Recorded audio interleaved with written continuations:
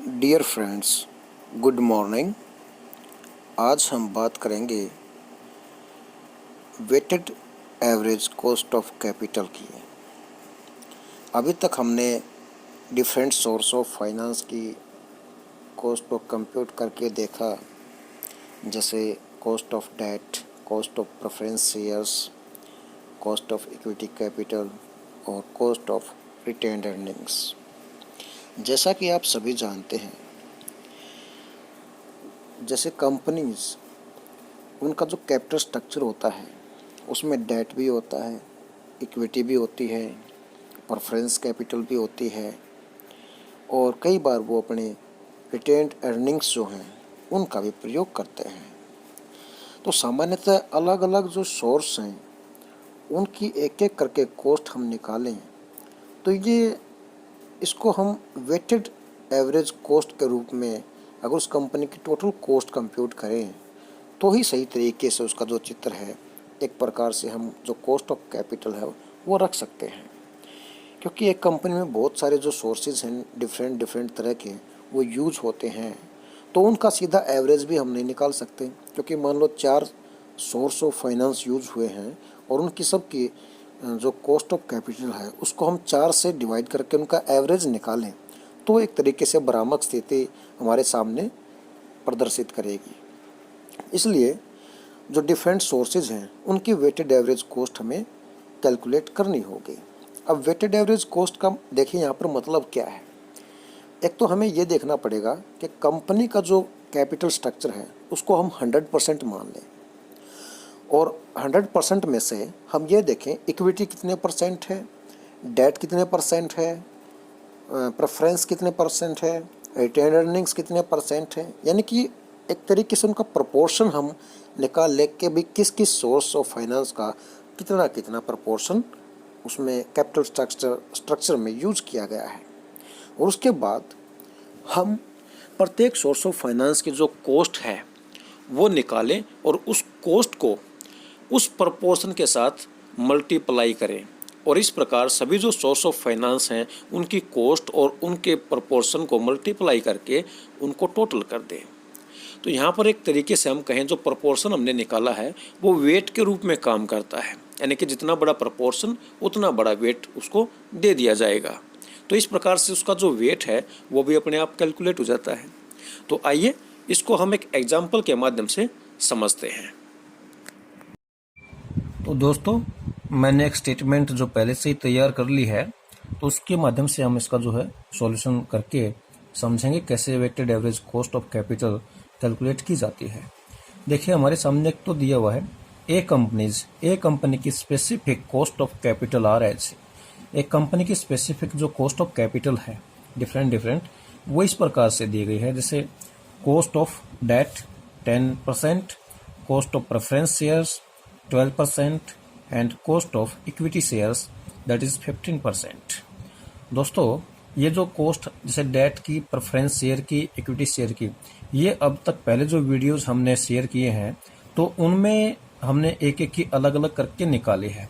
तो उसी प्रकार से अगर सीधी स्टेटमेंट हमारे को दे रखी है, डेट के बारे में दे रखी है, ग्रोथ रेट के बारे में दे रखी है, टैक्सेस के बारे में दे रखी है, तो उन सबको एडजस्ट करते हुए ये अलग अलग सोर्स ऑफ फाइनेंस जो है इनकी कॉस्ट ऑफ कैपिटल हम कैलकुलेट करेंगे।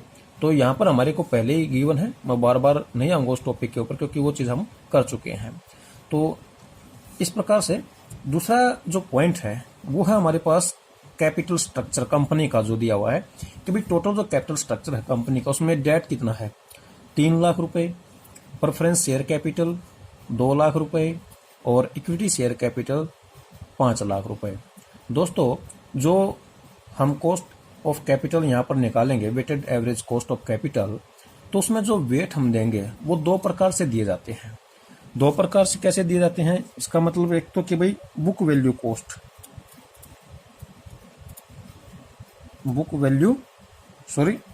वेट और दूसरा है मार्केट वैल्यू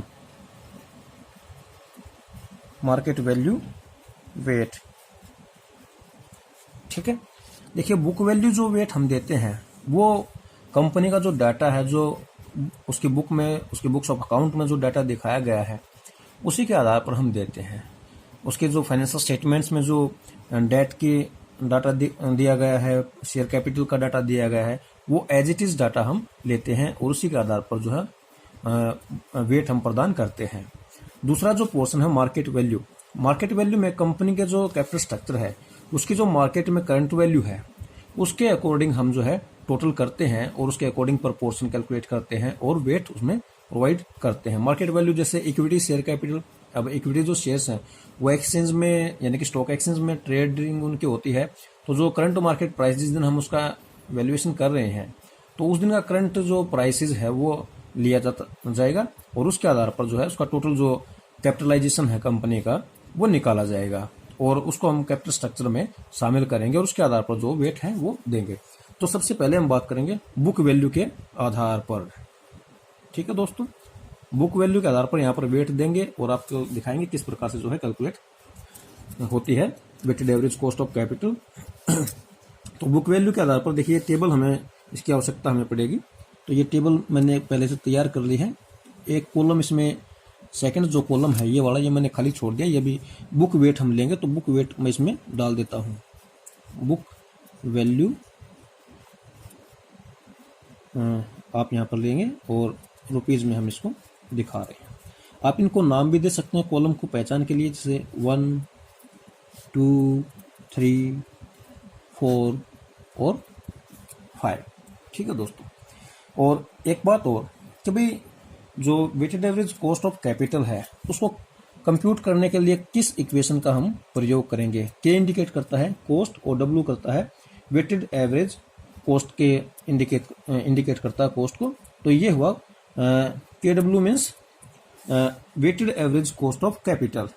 और यहाँ पर आप देखिए जो इक्वेशन हमारी बनती है ये सिग्मा है, इसको आप समेशन कह सकते हैं। समेशन हम करते हैं एक्स डिनोट करता है cost of specific source of finance, जैसे डेट की है, प्रेफरेंस शेयर कैपिटल, तो अलग अलग जो सोर्स ऑफ फाइनेंस है। और डब्ल्यू किस चीज़ को इंगित करता है, ये करता है वेट को। ठीक है, यानी कि जो वेट जिस सोर्स ऑफ फाइनेंस को दिया, जैसे इसको 0.3 दिया, इसको 0.2 दिया, इसको 0.5 दिया, या जो भी वेट इनके निकलेंगे उसके अकॉर्डिंग देंगे तो उसको मल्टीप्लाई कर देंगे उस सोर्स ऑफ फाइनेंस की कॉस्ट ऑफ कैपिटल से। ठीक है, तो और उन सबको हम जोड़ लेंगे और उसको डिवाइड कर देंगे किससे, सिग्मा ऑफ वेट, यानी कि टोटल जो वेट हैं उनके जोड़ से हम उनके सम से उसको डिवाइड कर देंगे। तो चलिए दोस्तों इसको हम निकालते हैं। जो स्टेटमेंट हमारे पास है, देखिए सोर्स ऑफ फाइनेंस हमारे पास क्या है, एक तो है डेट। ठीक है, डेट की जो ये बुक वैल्यू हमारे को गिवन है, ये बुक वैल्यू दे रखी है तीनों ही की, और इसी को आधार मान करके हम क्वेश्चन करेंगे।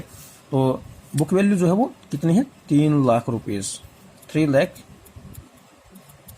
रुपीज़। ठीक है, और दूसरा है preference share capital, preference share capital, और थर्ड है इक्विटी कैपिटल या equity share capital. Preference share है ये 2 लाख, ठीक है, और ये है 5 लाख।